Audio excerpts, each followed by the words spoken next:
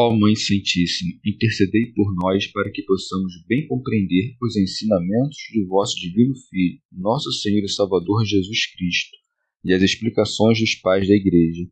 Ó Virgem Imaculada, ofereço-vos este trabalho e peço que abençoais aqueles que o ouvirem, e que seja para a maior honra e glória de Deus. Amém.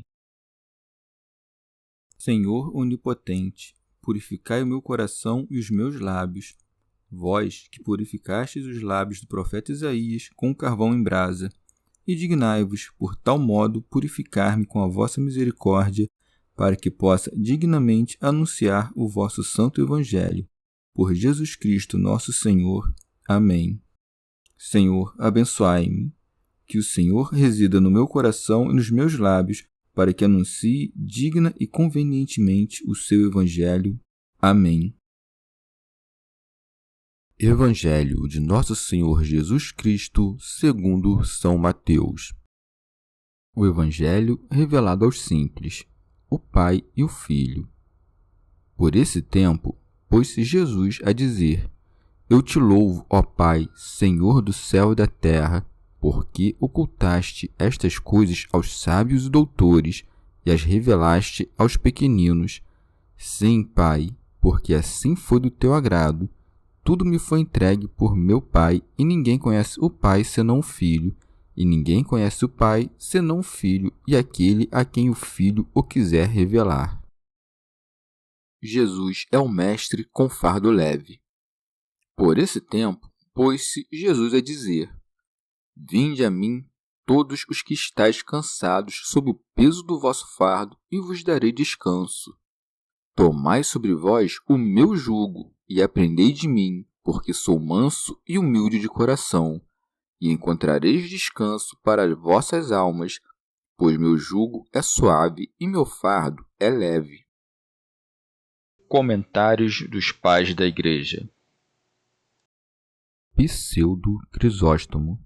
Sabendo que muitos haveriam de duvidar do que disseram acima, a saber, que os judeus não o quiseram receber e os gentios o receberam prontamente, o Senhor responde aos seus pensamentos, dizendo: Eu te louvo, ó Pai, Senhor do céu e da terra. Comentário de São Tomás de Aquino em forma de glosa. Isto é, a ti que fizestes os céus e governas na terra, ou, literalmente. Santo Agostinho. Se Cristo, que está muito longe de todo pecado, diz: Eu confesso, deduz que a confissão não é própria somente de quem peca, mas é também, às vezes, de quem louva. Nós confessamos, pois, seja louvando a Deus, seja nos acusando. Quando disse eu te confesso, quis dizer eu te louvo, e não eu me acuso. São Jerônimo. Que ouçam aqueles que caluniam o Salvador dizendo que não nascera, mas que fora criado, que Cristo chama seu Pai de Senhor do céu e da terra. Mas, se ele é uma criatura, e a criatura pode chamar seu Criador de seu Pai, foi uma tolice não o chamarem igualmente de seu Senhor, Senhor do céu e da terra, ou, semelhantemente, de Pai. Ele dá graças a Deus por ter revelado aos apóstolos o mistério de seu advento, o qual os escribas e os fariseus, que se tinham por sábios e prudentes, ignoravam. Por isso segue: porque ocultaste estas coisas aos sábios e doutores e as revelaste aos pequeninos. Santo Agostinho. Sob o nome de sábios e doutores, entende-se os soberbos, conforme manifesta o Senhor pelas palavras: revelaste aos pequeninos. E quem são os pequeninos, senão os humildes? São Gregório Magno.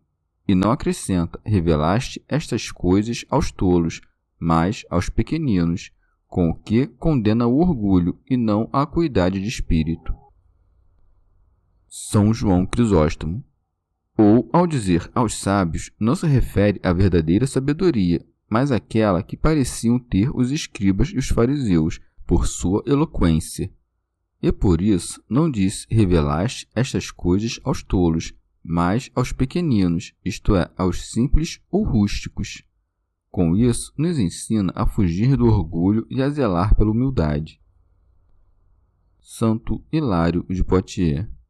Para os sábios estão ocultos os segredos e as virtudes das palavras de Deus, mas para os pequeninos eles são revelados. Aos que são pequeninos em malícia, mas não em inteligência.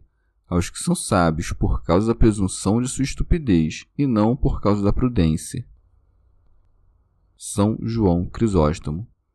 É causa de alegria que tenham sido revelados a estes, terem sido ocultados àqueles, não é causa de alegria, mas de pranto. Ele não se alegra por isso, mas por saberem eles o que os sábios não sabem. Santo Hilário de Poitiers. O Senhor confirma, segundo o juízo da vontade do Pai, a equidade do fato de todos aqueles que não quiserem se fazer pequenos diante de Deus se tornarem estúpidos em sua própria sabedoria. Por isso disse: Sim, Pai, porque assim foi do teu agrado. São Gregório Magno. Estas palavras nos dão uma lição de humildade, a fim de que não pretendamos discutir temerariamente os juízos divinos sobre a vocação de uns e a desaprovação de outros, manifestando-nos ao mesmo tempo que não pode haver injustiça naquilo em que ele, que é justo, tanto se compraz. São Jerônimo. Com estas palavras, também pede a seu pai, com muita ternura, que culmine a obra começada nos apóstolos. São João Crisóstomo. Tudo o que o Senhor disse aos discípulos nesta passagem torna-os mais precavidos, porque é natural que, tendo expulsado demônios, tivessem um conceito elevado de si mesmos. Ele os reprime porque o que se fizera em seu favor não era resultado de seus esforços, mas da revelação divina, e por isso os escribas e os fariseus, tendo-se por sábios e prudentes, caíram por causa de seu orgulho, donde resulta que, se nada do mistério divino foi revelado a eles por conta do seu orgulho, vós deveis sempre temer e ser pequeninos, pois isto fez com que gozasseis da revelação. E como disse Paulo, Deus entregou-os a paixões de ignomínia.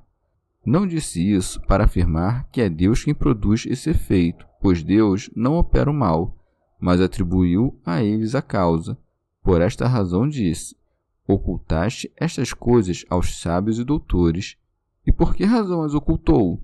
Ouve Paulo dizendo: porque, não conhecendo a justiça de Deus e procurando estabelecer a sua própria, não se sujeitaram à justiça de Deus. Ao dizer: eu te louvo, ó Pai, Senhor do céu e da terra, porque ocultaste estas coisas aos sábios, a fim de que ninguém pensasse que dava graças ao Pai porque estivesse privado desse poder, o Senhor acrescenta: tudo me foi entregue por meu Pai. Quando escutardes que tudo me foi entregue por meu Pai, não deveis entender nada que é humano, pois este modo de o Senhor se expressar é para nos fazer compreender que não são dois os deuses gerados, porque no mesmo momento em que ele foi gerado, foi feito Senhor de todas as coisas. São Jerônimo. Porque se interpretarmos esta passagem segundo a nossa frágil maneira de ver as coisas, admitiremos que, a partir do momento em que aquele que recebe passa a ter, aquele que dá passa a não ter. Ou também, por todas as coisas me foram entregues, pode-se entender não o céu, a terra, os elementos e tudo mais que Deus fez e criou, mas todos aqueles que, mediante o Filho, têm acesso ao Pai. Santo Hilário de Poitiers. Ou também, expressou-se desta maneira para que ninguém julgasse haver nele menos coisas do que há em Deus. Santo Agostinho. Porque, se tem menos poder que o Pai, não tem todas as coisas que o Pai tem. E no ato de gerar o Filho, o Pai deu a ele o poder porque deu o que há em sua natureza, aquele que foi gerado de sua natureza. Santo Hilário de Poitiers. Em seguida, nos demonstra que, no conhecimento mútuo entre o Pai e o Filho, não há nada no Filho que não existe no Pai, e ninguém conhece o Filho senão o Pai, e ninguém conhece o Pai senão o Filho. São João Crisóstomo. Por este mesmo fato de ninguém conhecer o Pai senão o Filho, manifesta-nos ocultamente que são da mesma natureza, como se dissesse: porque alguém se há de admirar que eu seja Senhor de todas as coisas tendo eu uma coisa superior a todas elas, a saber, conhecer o Pai e ser de sua mesma natureza. Santo Hilário de Poitiers. Pelo conhecimento mútuo, nos ensina que o Pai e o Filho são a mesma natureza, de maneira que aquele que conhece o Filho também conhecerá no Filho o Pai, já que este entregou ao Filho todas as coisas. São João Crisóstomo. Quando disse que ninguém conhece o Pai senão o Filho, não quis dizer que todos o desconheçam completamente, mas que ninguém tem o conhecimento que o Filho tem do Pai. O mesmo deve-se entender com respeito ao Filho. Não se trata de um Deus desconhecido, como afirmou Marcião. Santo Agostinho. Finalmente, como a natureza divina é inseparável, basta às vezes nomear o Pai ou o Filho somente, não se separando dos dois, por isso, o Espírito, que é chamado propriamente de Espírito de verdade. São Jerônimo.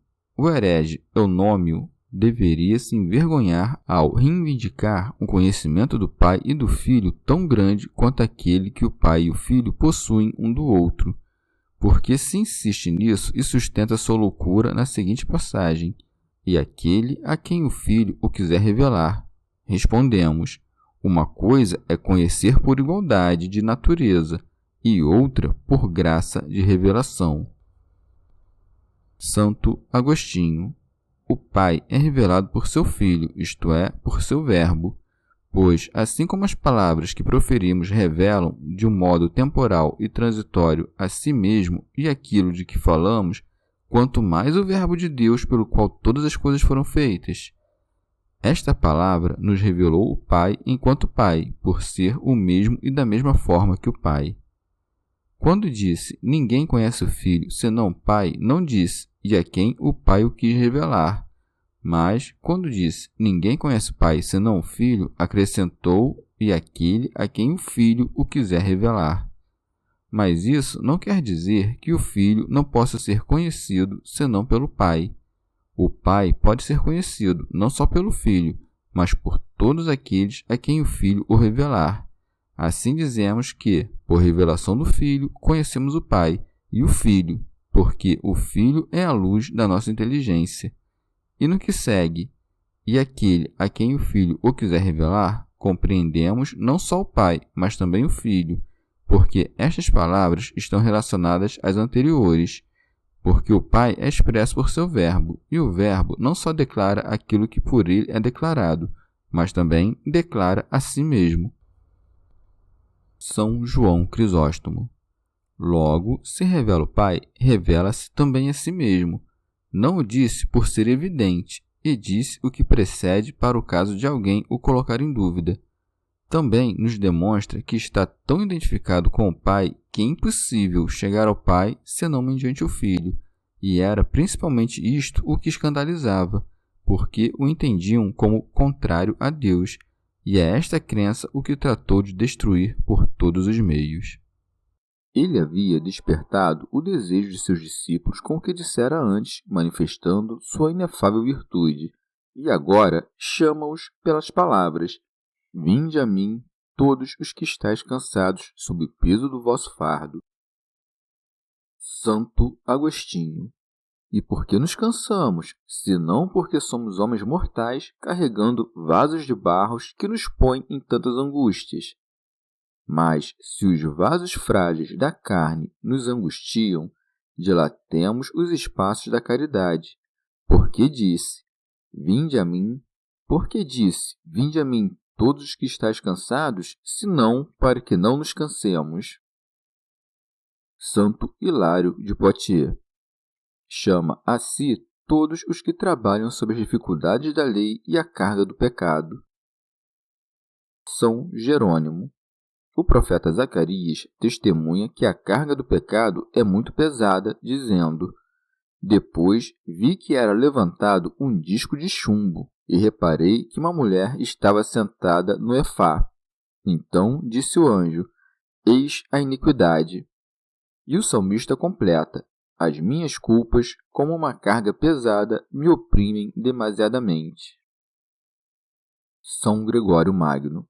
É certamente um jugo cruel e um duro peso da servidão estar submetido às coisas temporais, ambicionar as terrenas, reter as que morrem, querer estar no que é instável, apetecer o que é passageiro, e não querer passar com aquilo que passa, porque quando, contra a nossa vontade, essas coisas que primeiro afligiam nossa alma com o desejo de possuí-las desaparecem, passam a nos atormentar com medo de perdê-las. São João Crisóstomo. E não disse, vinde este ou aquele, mas todos os que estáis nas preocupações, nas tristezas e nos pecados, não para castigar-vos, mas para perdoar-vos os pecados. Vinde, não porque eu necessite da vossa glória, mas porque quero vossa salvação. Por isso disse, e vos darei descanso.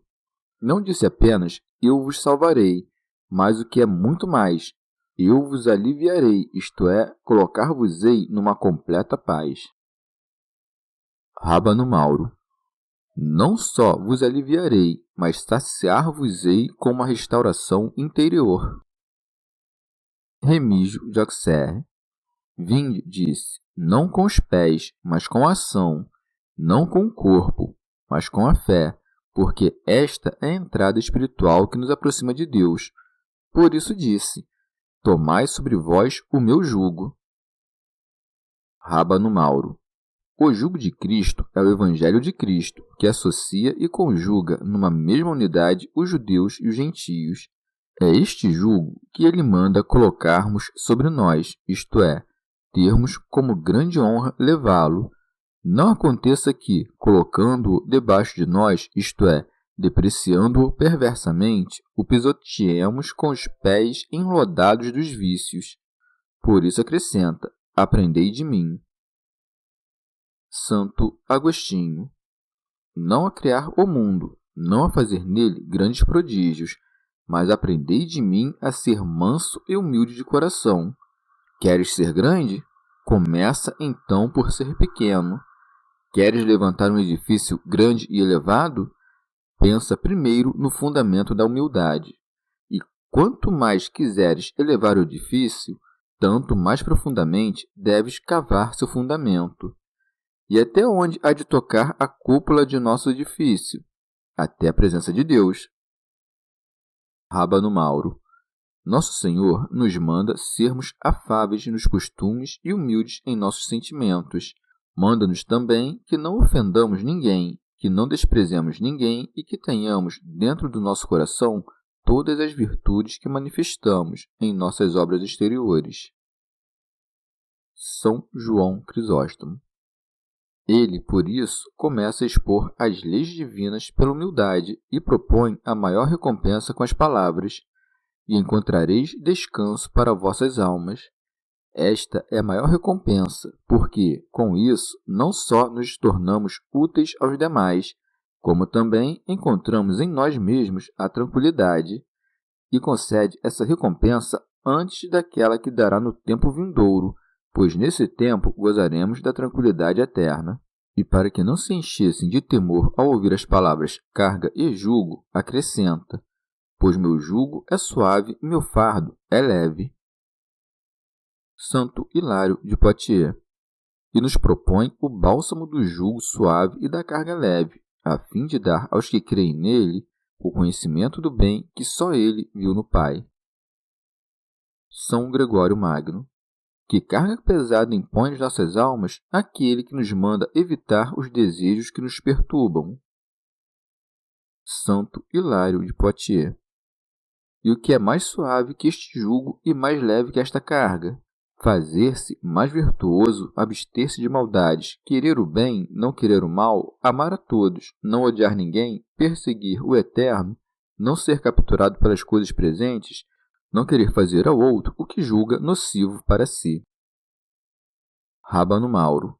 Mas como pode ser suave o jugo de Cristo, se é dito mais acima? É apertado o caminho que conduz à vida. É porque aquilo que, no princípio, nos parece difícil, passado algum tempo, mediante a doçura inefável do amor, torna-se dilatado. Santo Agostinho. Aqueles que levaram intrepidamente sobre suas cabeças o jugo do Senhor enfrentaram perigos tão difíceis que parece serem chamados não do trabalho ao descanso, mas da inação ao trabalho, como disse o apóstolo de si mesmo aos Coríntios. É certamente o Espírito Santo quem renova, dia após dia, o homem interior em meio às ruínas do homem exterior. E uma vez que provou da tranquilidade espiritual nesta afluência das delícias de Deus e na esperança dos bens eternos, todo o presente perde sua aspereza e tudo que é pesado se alivia. Os homens preferem ser despedaçados e queimados, não somente para escaparem das dores eternas, mas para evitar, mediante uma dor muito viva, mas momentânea, outros sofrimentos prolongados. Que tempestades e penas molestas não sofrem os comerciantes a fim de conseguirem riquezas que irão perecer? Mesmo aqueles que não amam as riquezas sofrem as mesmas dificuldades. Mas aqueles que as amam sofrem o mesmo, mas para eles não se tratam de dificuldades, pois o amor torna fácil e quase nulas todas as coisas, não importa que sejam aterrorizantes e monstruosas. Quanto mais fácil a caridade faz o caminho para a verdadeira felicidade do que a paixão, quanto pôde, fez o caminho para a miséria. São Jerônimo. Como pode o Evangelho ser mais suave que a lei se esta só castiga o homicídio e o adultério, enquanto o Evangelho castiga até a ira e a concupiscência? Há na lei muitos preceitos que, segundo ensinou o apóstolo de maneira claríssima, são impraticáveis. Na lei se exige a obra, no Evangelho a intenção, com a qual se pode obter a recompensa sem que se tenha realizado a obra. O Evangelho manda fazermos o que nos é possível, isto é, não desejar, e isso está dentro do nosso arbítrio. A lei, ao castigar o adultério, não castiga a vontade, mas o resultado. Imaginai que numa perseguição foi violada uma virgem. O Evangelho a recebe como virgem, porque não pecou por sua vontade, mas a lei a repudia porque foi violada. Chegamos ao fim de mais um dia de comentários da Catena Áurea. Muito obrigado por ficarem até aqui, que Nossa Senhora derrame suas graças sobre nós e até amanhã.